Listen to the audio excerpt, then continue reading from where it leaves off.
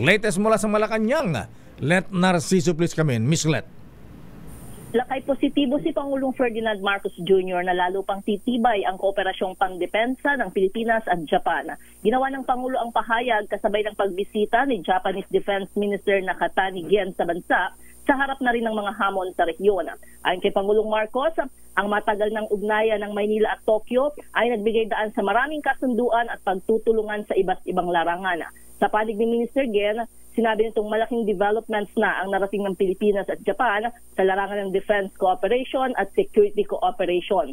Isa ang Japan sa 4 na strategic partners ng Pilipinas kung saan mayroong 264 bilateral agreements sa iba't ibang larangan ang magkabilang partido tulad ng paglilipat ng mga kagamitang pangdepensa at teknolohiya, infrastruktura, gayon din sa development sa Mindanao. Mula naman noong 2023, ang Pilipinas ang naging unang recipient ng official security assistance ng Japan at ang tanging bansang napili nito para sa grant aid sa loob ng 2 sunod na taon. Layunin ng OSA na palalimin pa ang defense cooperation sa pamagitan ng pagbibigay ng suporta sa Armed Forces of the Philippines at iba pang kaugnay na institusyon. Lakay? Iba na pag-usapan yung mga JICA projects, Miss Let, like subway na pinag-uusapan natin. Mukhang sumentro lakay sa defense cooperation. Defense cooperation. Abay, baka negosyante. Sino itong pangalan? Prime Minister? Nakatani Gen. Defense Minister lakay. Defense Minister. Ayan. Defense Minister Nakatani Gen. Baka salesman ito. Baka magbebenta rin ng fighter jet sa atin yan. Ayan. Anyway, sige, maganda yan para naman may kakampi tayo sa pagtatanggol sa ating teritoryo sa West Philippine Sea. Okay. Ano pa schedule ng Pangulong Marcos ngayon na Miss Let?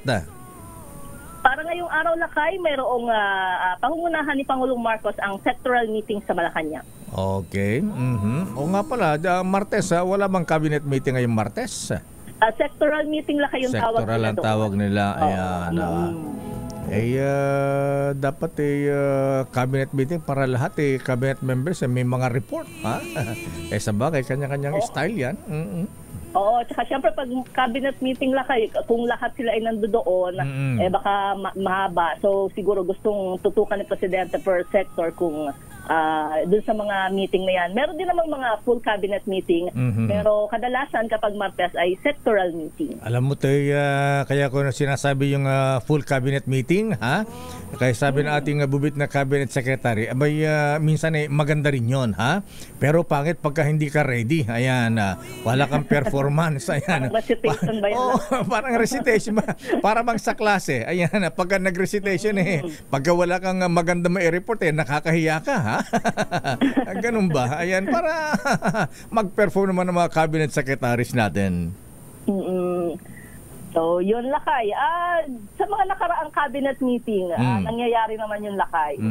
Ayan. Mamaya abangan natin kung sino ang mga ahensya na kamiting ngayong araw ni Presidente. Okay, ohayo gozaimasu, arigato gozaimasu. Yan, good morning, Miss Let. Good morning, balik sa Ilakay.